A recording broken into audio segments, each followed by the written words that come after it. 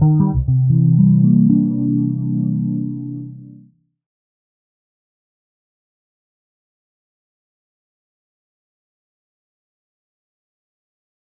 you very much for coming and for inviting me. I want to say a special thanks to Dorit and Julian for arranging this and putting this together. It's been really fun to be here and to meet several of the graduate students and to talk to many of the faculty.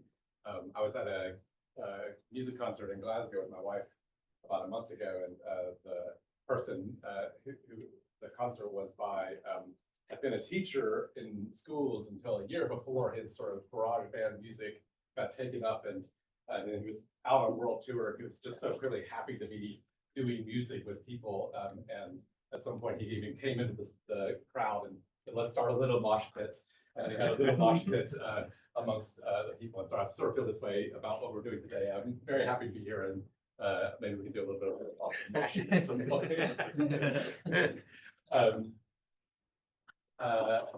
I am a little bit nervous about the fact that you invited me to give a logic talk, and I don't really know anything about logic. So this is, Julian assured me that if I just said the word inferentialism a few times, then it was a logic talk. So this is more of a meta-normativity talk or meta-ethics talk than a logic talk, although I'll do a little bit of meta-logic, but I would appreciate your feedback on whether the meta-logic makes any sense or not, and if that speaks to any of the types of concerns or interests that you have. I want to talk a little bit, and because I know this audience is more of a logic language audience than a meta-ethics audience, I want to give you kind of a bird's eye view on how I see some of the debate in meta-ethics about the nature of normativity, and then I'll kind of sneak in logic at the end and see whether we get something similar with logic. From a bird's eye point of view, I think a lot of the debate in metaethics right now is occupied by two sorts of views. I mean, there's of course other views, but I often see these other views as somehow slight tweaks on or additions to these two views. The first view is what I'll call robust realism. And just to have a kind of definition, we'll say that robust realists think that at least some normative facts that obtain independently of our norm-governed practices, including our thinking about the practices which include our thinking about normative questions. And these facts are a fundamental part of what explain or ground the correctness or incorrectness of normative beliefs that are important to how we live. And I say some because I think normative realists, robust realists, are quite happy to recognize that there are many practices that themselves, in some sense, create or construct various norms. There's games like chess, but there's also practices like promising and passing laws in a society, all of which might be thought to create or construct certain norms that then have normative force, that talk about normative facts, but facts that aren't at the sort of most fundamental level part of reality, or they're created by us in some sense, they relate to us in some sense. But the normative realists, the robust realists, want to insist that despite all of that, there's still at a more fundamental level some facts that obtain independently of our practices and our thoughts. I'll put a bunch of quotes on the handout. That's part of the reason the handout's so long. I won't read all these quotes, but I just wanted to kind of emphasize how often people say this one thing. They stress the independence of fundamental normative facts, or a independent realm of normative reality. So Fitzpatrick, I'll read. There are features of the world that make it inherently appropriate for us to employ a certain set of standards in ethical evaluations and rational deliberation, organizing our lives as rational agents around these standards. This fact stands independent, objective fact about the world and its ramifications. At some point, Fitzpatrick says there's reality itself makes it the case that certain things matter at the sort of most basic or fundamental level.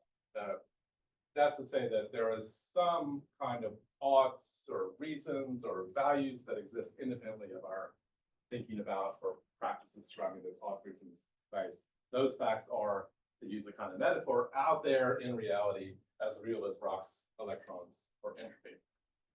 That's a kind of robust realist view. I think it's motivated by the intuition that it can't all be just projections and constructions from our practices. For there to be some normative facts that have a kind of get sort of like validate the way we think, make true our normative thoughts, there must be a level of reality that's independent of us that does that. That's the kind of picture. They reject a picture or a kind of metaphor, projection, or construction. So that's the one view, and like I said, I think there's variants of this view, but I'll focus on that kind of at that level of description.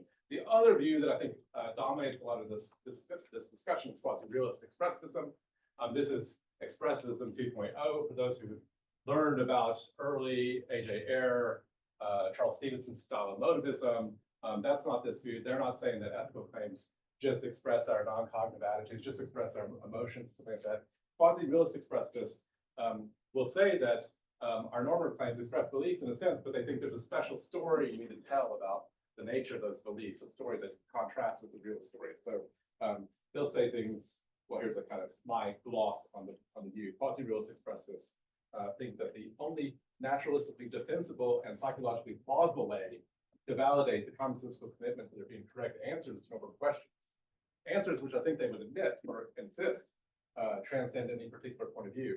The only way to achieve that is by starting with explanation of what it is to have a normative belief that treats it as a special kind of practical attitude rather than a cognitive representation of reality.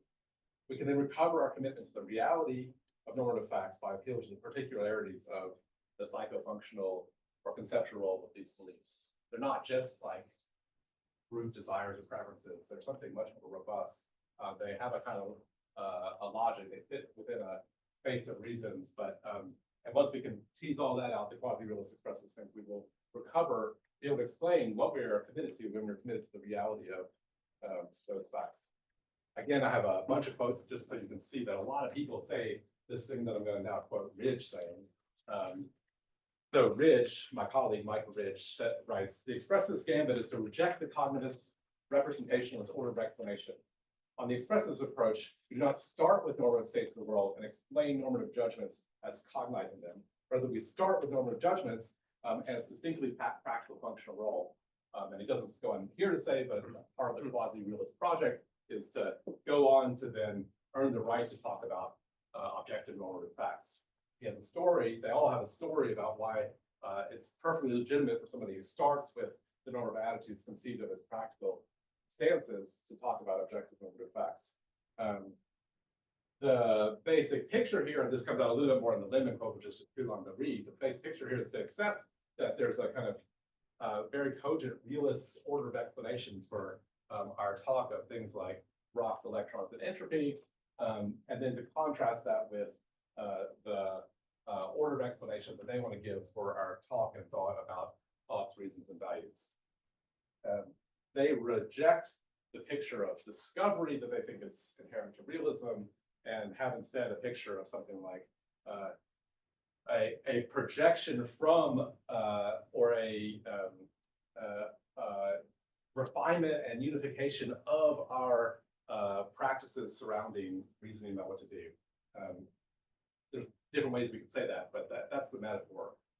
We get rid of discovery and we have a sort of and it's not just a single person's, it's not just my attitudes or your attitudes, it's some kind of a harmonization of and refinement of the attitudes, the practical attitudes that we have.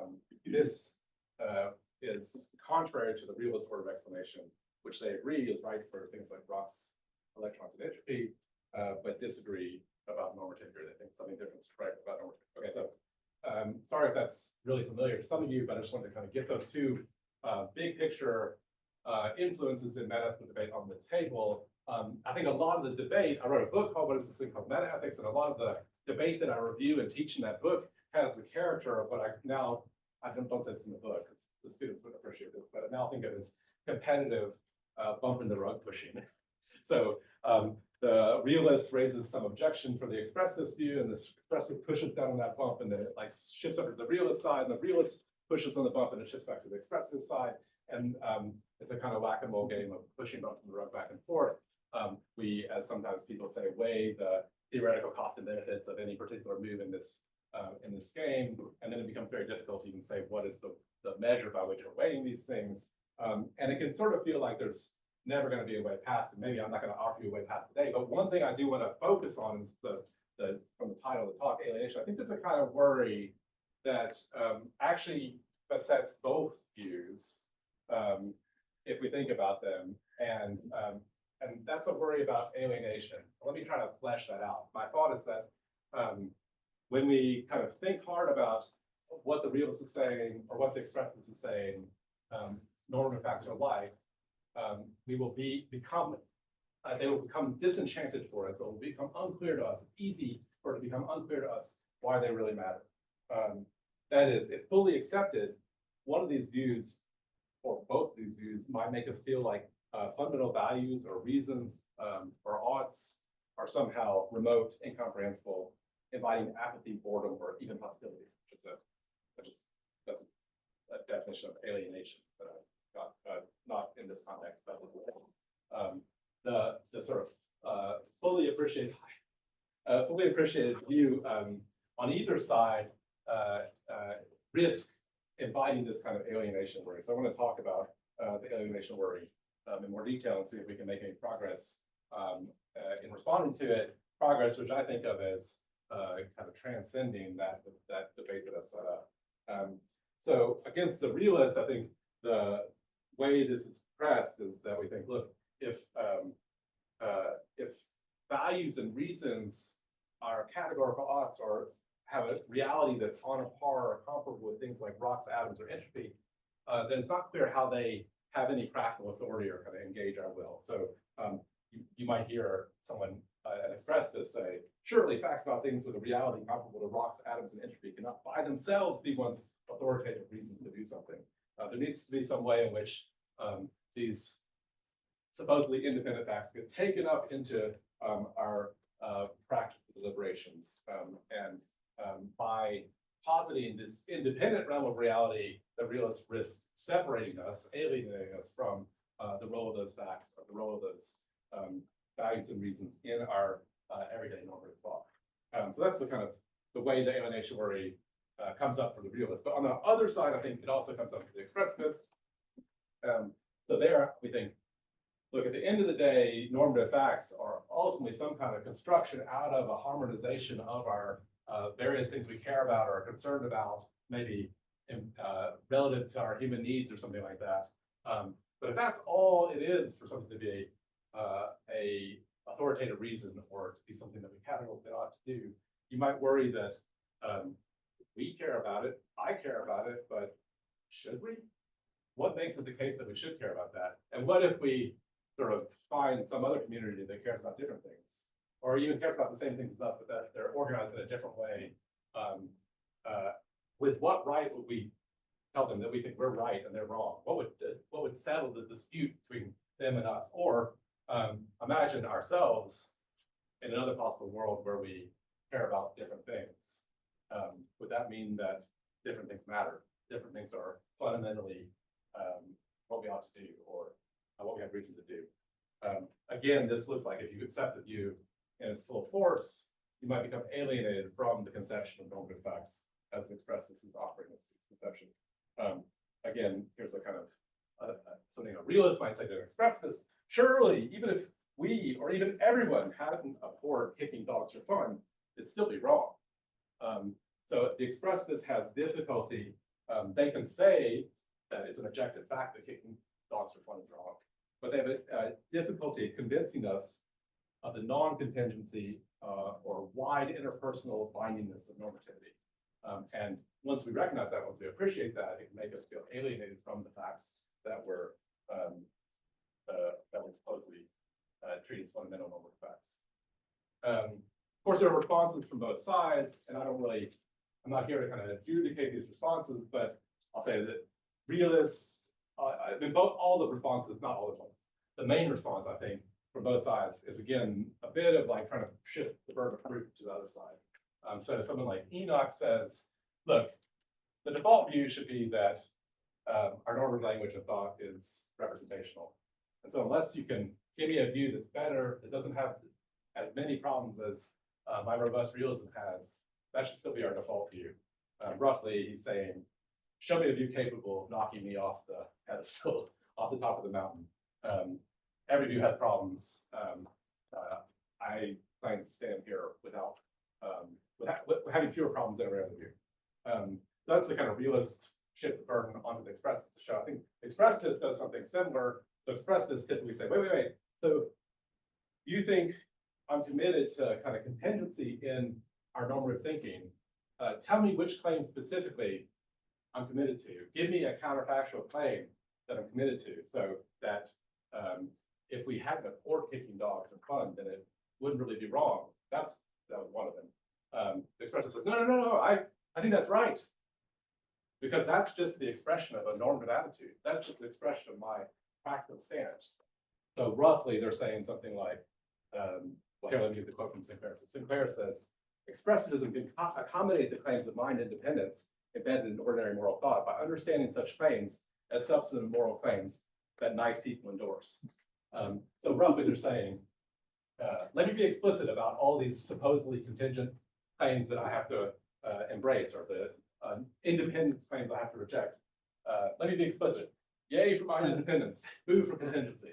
That's the kind of way of pushing the burden back onto the other side to come up with some counterfactual claim or some contingency claim that the expressivists can't, by their own lights, endorse by interpreting that claim as the expression of a attitude, of a normative practical stance.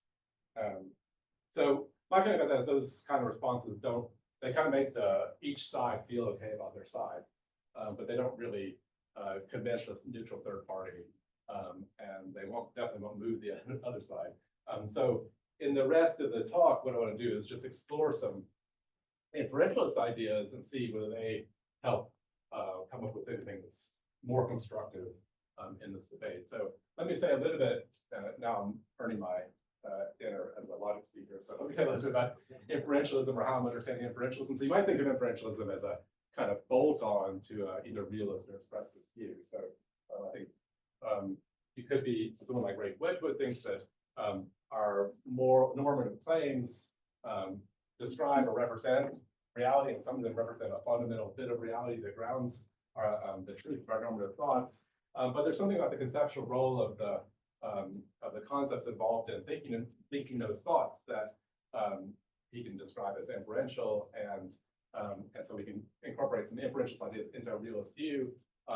Expressivists, I think, do this too. I think I was initially inclined to read Julian's view in the book, but we sorted this out yesterday, and I think Julian agrees with me that a kind of truly inferentialist view would be one that, I mean, the real question here is what's most fundamental in the explanation of content?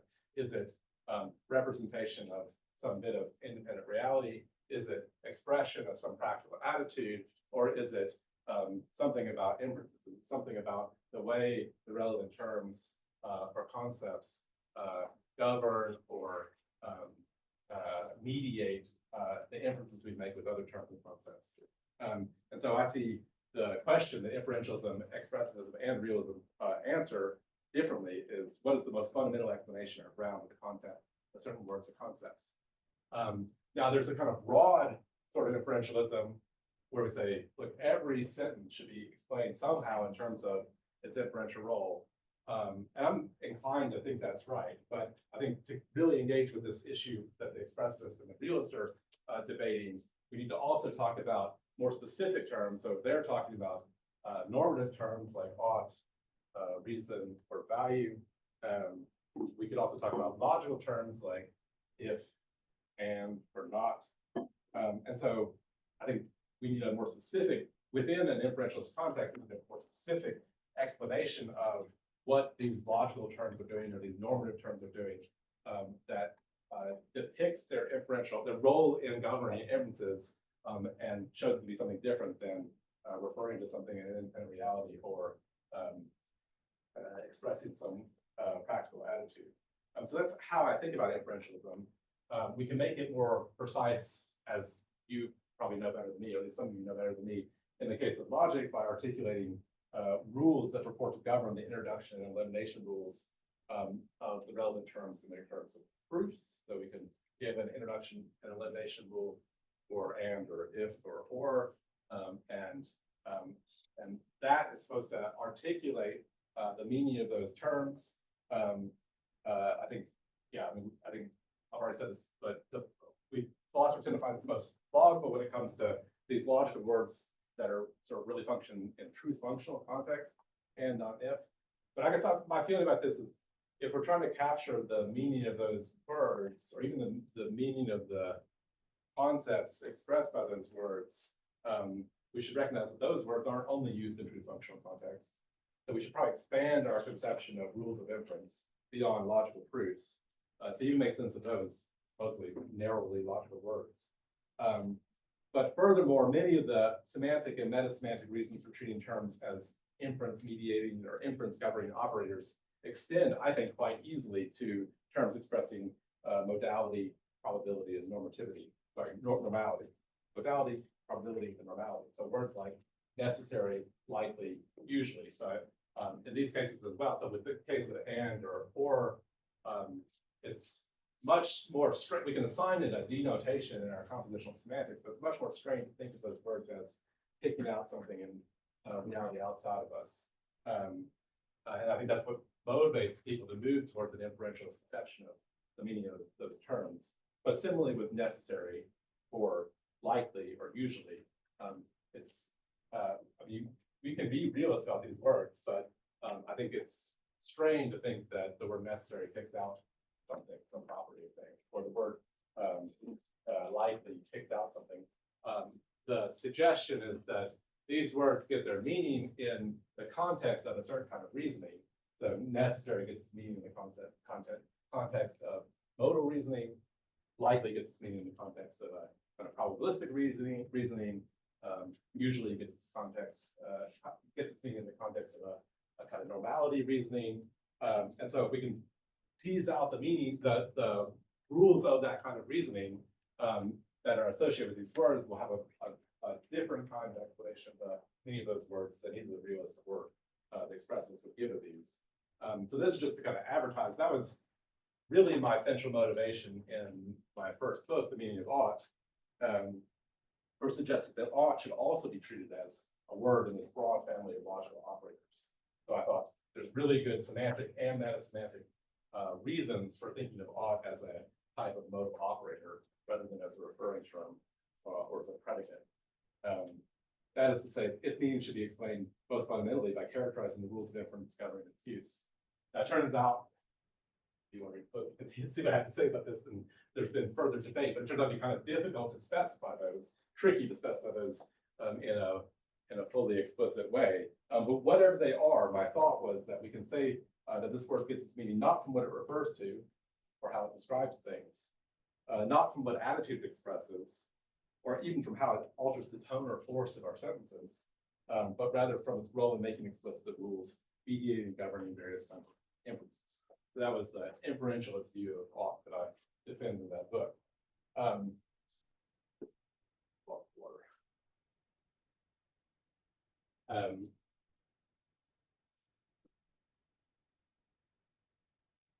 I'm not here really to present more of that view, but to see whether something in that general family can help us with that alienation worry that I suggested, besides both robust realist views and quasi-realist expressivist views. So let's turn to inferentialism and alienation. A couple ideas.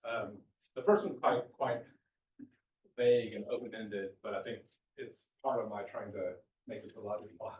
So the first idea, and then the second one will be a little bit more specific and one I want to work out in more detail and try to argue for.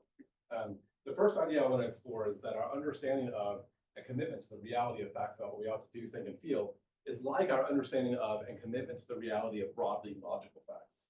That is, facts about which inferences constitute good reasoning. Now, of course, you can be a realist about these things, or you can be an expressivist about these things. But on the way I'd like to develop that idea, logical facts are ones whose reality can only be explained ultimately in terms of the constituent rules governing thinking. And so its reality is not entirely independent of our thinking. It comes from, in a certain sense, our thinking, but it doesn't come from our thinking in the way that the expressivist is thinking that moral properties are projections of our attitudes. Logical facts conceived of as constituent rules governing thought will seem metaphysically different from facts about rocks, electrons, and entropy. And I think that at least somewhat helps to render worries about their authority over our reasoning less cogent. It becomes difficult to ask the kind of authority question that realists faced about the supposedly independent realm of reality that makes true at the very bottom our normative claims. However, logical facts so conceived also seem different from projections from or constructions out of our practices. So I think this maybe helps render worries about their contingency or interpersonal applicability. Those are the kind of worries, the version of the alienation where the expressivists face.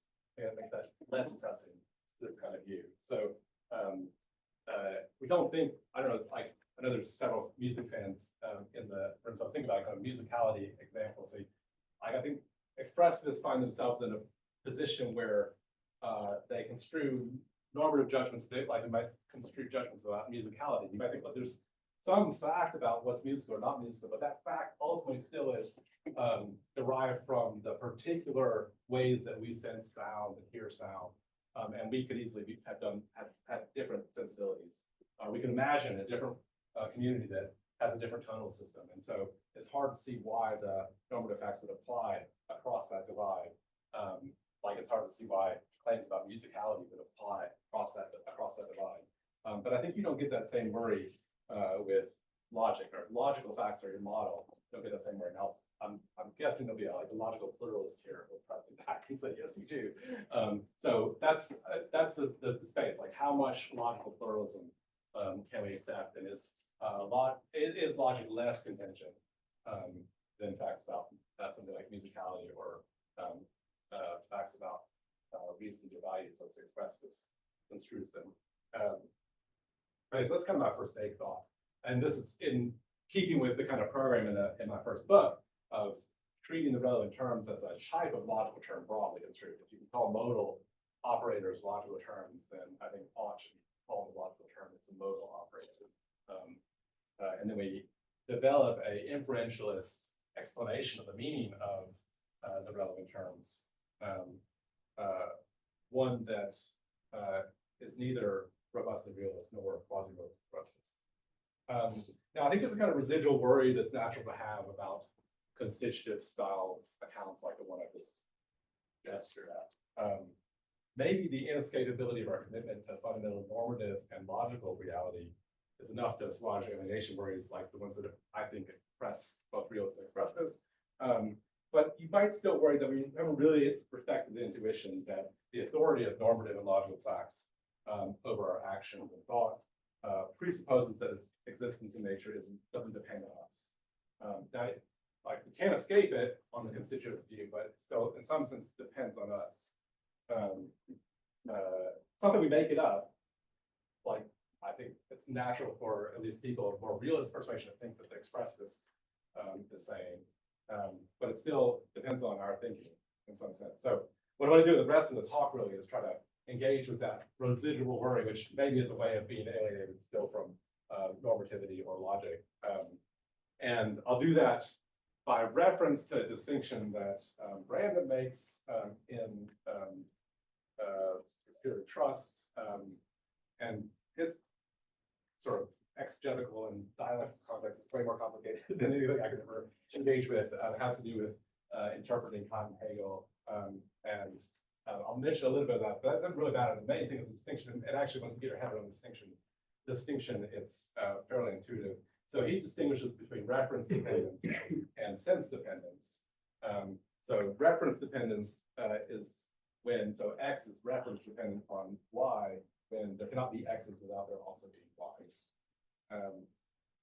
He contrasts that with sense dependence. One cannot count as understanding X without already implicitly understanding Y. And as he points out, these often travel together. So sunburn is his case. So you can't have a sunburn if there's no sun that burns you. It wouldn't be a sunburn if it wasn't the sun that burned you.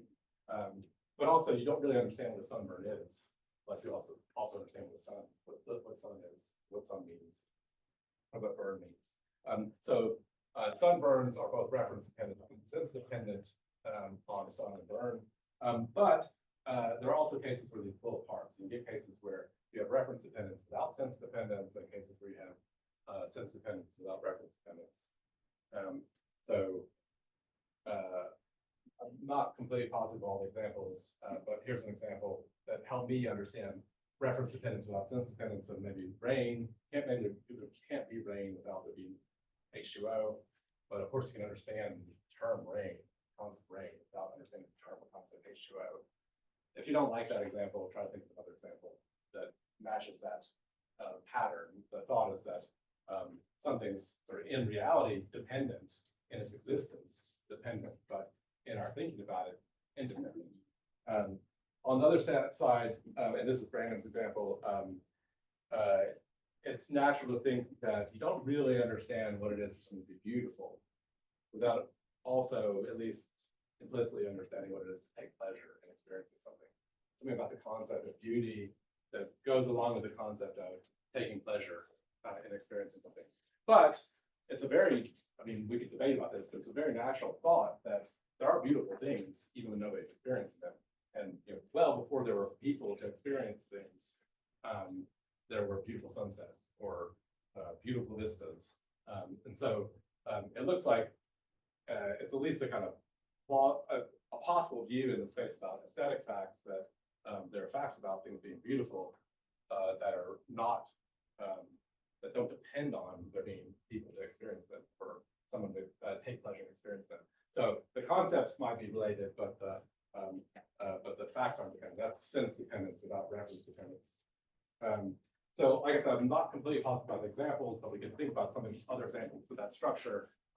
Brandon uses this to distinguish between what he sees as Berkeleian idealism and Kantian idealism about things in space and time. So Berkeley thinks there really can't be things in space and time unless there's somebody who thinks about it. So the existence of the things in space and time depends on the existence of minds. Physical spatial temporal reality is reference dependent on thought.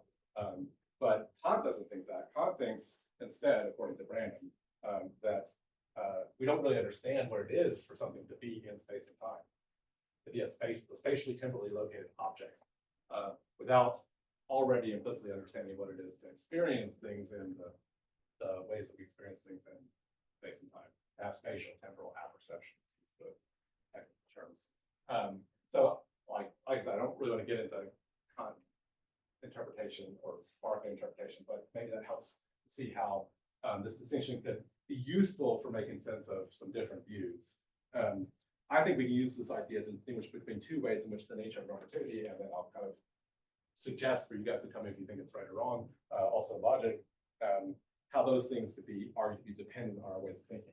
So we get two views out of this, both of which I think distinguish them from the way that the nature of rocks, electrons, and entropy are widely agreed to be independent of our ways of thinking. So the first one would be reference dependence, and statement thesis would be that there cannot be facts about normativity and logic unless there are people who have normative attitudes or people who make logical inferences. That's reference dependence. That's like the Berkeleyan view about spatially temporally located physical objects, but applied to normative facts or logical facts.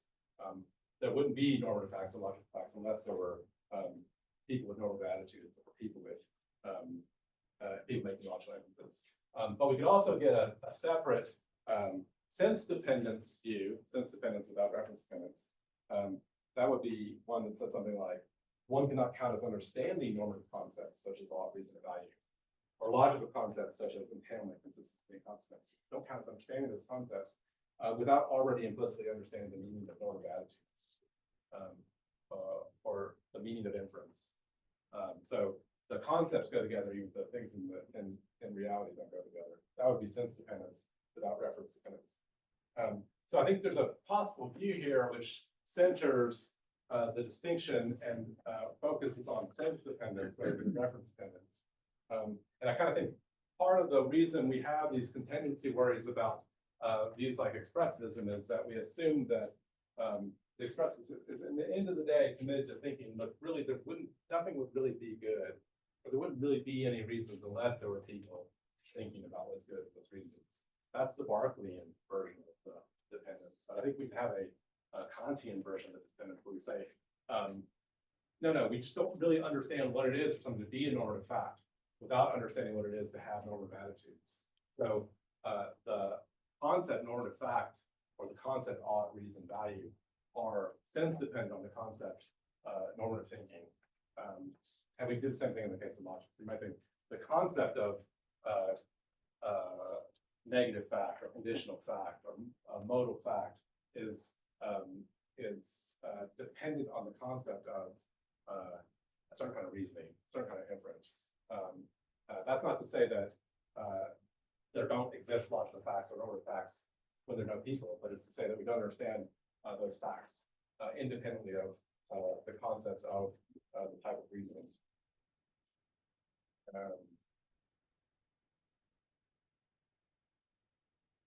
Yeah, so maybe I just said this, I'll just read it on the handout. Normative fact is sense dependent on normative thought. That would mean that our understanding of what it is for something to be a normative fact is, as it were, mediated by our implicit antecedent understanding of what it's the thinking thoughts. Nevertheless, because sense dependence is separable from reference dependence, that idea is consistent with insisting that there can be facts about categorical odds, authoritative reasons, or final values, even if no one ever thinks about these things. For instance, even after the last person capable of valuing things dies, it can still, on this view, be bad that there are no more people to value things. That's consistent with the view, just like even if there's no one to see the sunsets, there can still be beautiful sunsets. So in upshot, this might be a little bit of an overreach, but I like the slogan. Even if normative facts aren't made by us, made by our normative thought, they're made for our normative thought. This is the way to argue that normative thought should be treated as prior in the order of explanation to normative facts. And it's logically construed as a metaethical claim about the metaphysics of normativity, rather than an internally consistent but unconstructed variant of yea for mind independence, boo for contingency, which is what I was suggesting about the expressivists. And I'd be interested to talk more about whether you think something like that could extend to the case of logic. Maybe something like our concepts of possible, likely, and if are sense dependent on concepts like counterfactual inference or probabilistic reasoning or conditional reasoning, that we don't really understand what those facts are without having a prior implicit understanding of these relevant concepts about reasoning or inference. That's not to say that the facts depend in a reference dependent way on there being people who reason that way. Okay, so that's the view I'm kind of working out, thinking about. But let me give you sort of one more twist.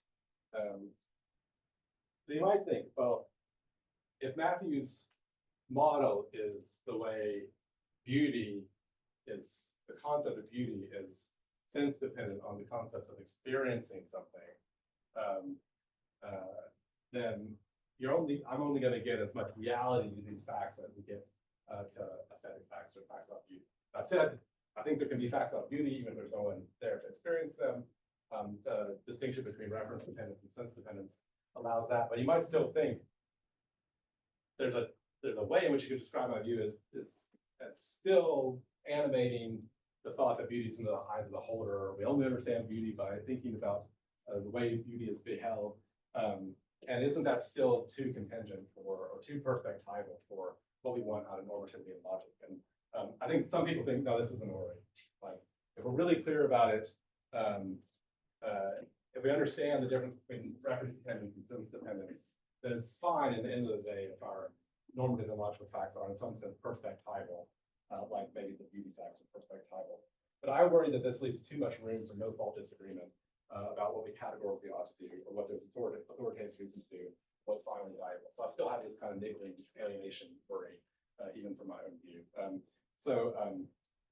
I think we can, like I say, maybe embrace the thought that, I think this is often true when I think about something like probabilistic reasoning or some versions of modal reasoning. It's quite helpful to think in perspectivalist or relativist terms, and maybe if we divorce those from the it depends ontologically on us, that's a okay way to think about some of that reasoning, but I still sort of feel like there's this more objective or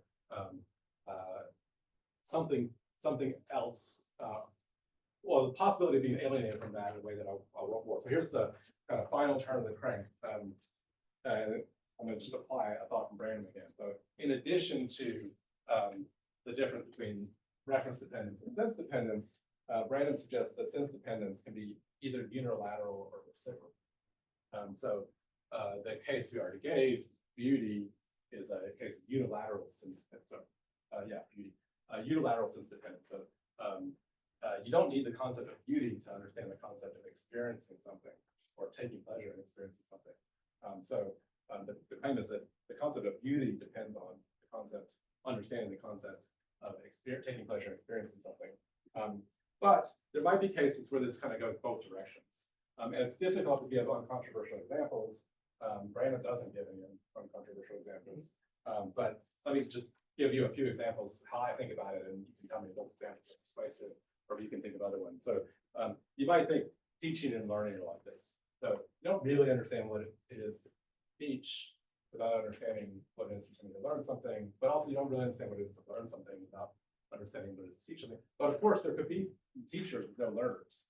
There could be learners with no teachers. So there's not reference dependence here, but there's sense dependence. However, the sense dependence is reciprocal in both ways. Maybe even more controversial for a man and woman. You might think you don't really understand what the concept of man means without understanding the concept of woman, and vice versa.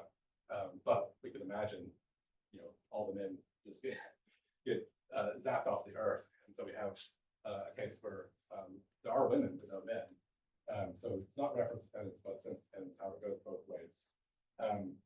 To give you the kind of random story, this is what he thinks Hegel thinks about physical objects. So he thinks concrete particular physical objects, that concept is reciprocally sense dependent with determinate thoughts. And he has a whole story about what it takes to have determinate thoughts, but his idea is that you really don't, they come in as a package. You don't really get a concrete determinate object.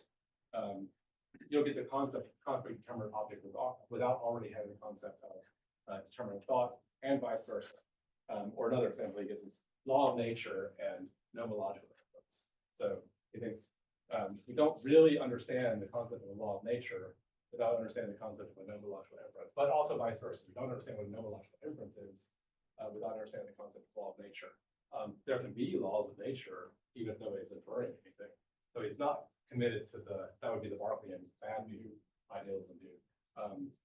He's not committed to the reference dependence or the reality of laws of nature depending on somebody inferring.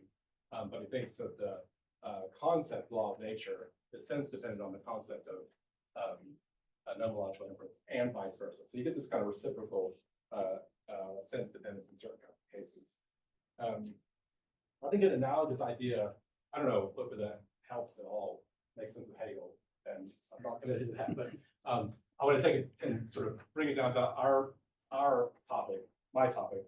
An analogous idea about this can help us to think about ways in which normativity might depend on us, but also be independent of us, and maybe logic as well. So my idea is that maybe there's a view where we treat the concept normative fact and normative thought as reciprocally sense dependent. We don't really understand what it is for something to be a normative fact without having an understanding of what it is to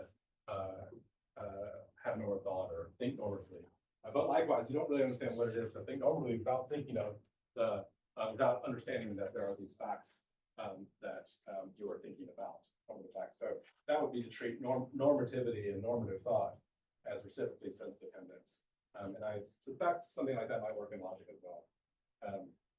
If this is right, we must understand normative reality to be conceptually structured in a way that makes it essentially intelligible with normative thought, but equally as something that doesn't count as normative thought unless it is self-consciously taken to be about facts that are completely and irreducibly perspectival at the basic level. So that would contrast with a natural view about beauty, where we get the concept of beauty is sense dependent on the concept of experience, but not vice versa. In the case of normativity, we get a reciprocal sense dependence. So if you thought of like the big question that's animating a lot of debate in metaethics as, should we insist on the independent reality at the most fundamental level of facts that make true our normative claims, things that are outside of us and have nothing to do with us at the very, very basic level, are what make true. The normative facts have sort of the reality of rocks, electrons, or entropy. You know, sometimes, like I said, I think the debate seems like is that the right way to go? And then you're a realist, you work in that paradigm. Or you think, really we should distinguish normative thinking from representational thinking and start with our story of normativity with the idea of these practical attitudes, and only win later the right to speak about objectivity. So if you thought that the choice was between those two things, I think that should be seen as a bad choice.